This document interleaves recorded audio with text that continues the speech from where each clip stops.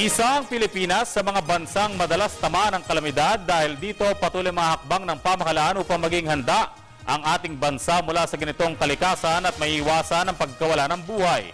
Kung ano nito, nagbabalik si Dina Pag-ibig. Prevention is better than cure. Tila tamang-tama rin ang kasabihang ito hindi lamang sa usapin ng kalusugan, gayon din sa pagiging handa sa panahon ng kalamidad o sakuna tulad ng baha, landslide at lindol. Dahil dito, iba't ibang hakbang ang isinasagawa ng pamahalaan bilang paghahanda laban sa mga kalamidad. Una na dito ang ahensya ng FIVOLCS na inaaral ang active faults sa ating bansa, kung saan nagmumula ang pagyanig ng lupa na pangunahing peligrong dala ng lindol. Layunin nito na malaman kung ligtas ang kinatitirikan ng inyong mga bahay. Samantala, ang Mines and Geosciences Bureau naman ay nagsasagawa ng Geohazard Mapping and Assessment Program upang tukuyin ang mga lugar na posibleng tamaan ng biglaang pagbaha at landslide. Magbibigay ito ng mga informasyon kung anong mga lugar ang medyo may mga peligro sa mga pagbaha at pagguhong ng lupa. At sa pagmamapa din natin, pinapakita rin natin kung saan yung mga lugar na medyo tinatawag nating safe. Nagsasagawa din ng multi-hazard mapping ang FIVOLCS upang tukuyin ang lahat ng panganib na posibleng idulot ng paglindol at tsunami.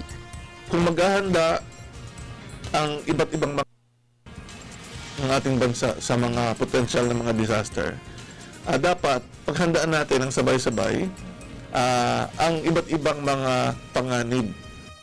Ang pagmamapa at pag-aaral ng mga ahensyang ito ay mahalaga dahil sa malaking epekto dala ng mga kalamidad. Bukod dito, patuloy din ang ginagawang pagbibigay impormasyon ng mga ahensyang ito sa pamamagitan ng tulong ng mga lokal na pamahalaan. Isa na dito ang Rapid Earthquake Damage Assessment System o REDAS ng FIVOLCS. Isa itong software na kayang tumukoy sa lakas ng isang kalamidad. Pwede na tayong magresponde kahit wala pa rin tayong masyadong information. Pero ang pinakamahalaga na siguro sa tamang paghahanda at para naman hindi maapektuhan ang mga tao ng matindi, pati rin yung ekonomiya natin, ay gamitin yung mga mapa, pati yung REDAS, para sa tamang pagplano, paghahanda sa sakuna, sa disaster, at tamang land use and development planning. Maigi pa rin may kaalaman ng bawat isa sa atin, partikular na sa usapin ng seguridad mula sa natural na kalamidad. Safe location or safer location dapat ang pipiliin nila. Pero maliban dyan, pagkatapos mo ang lugar na pagtatuyuan, susunod at isang pinakamahalagang tanong, safe ba yung construction?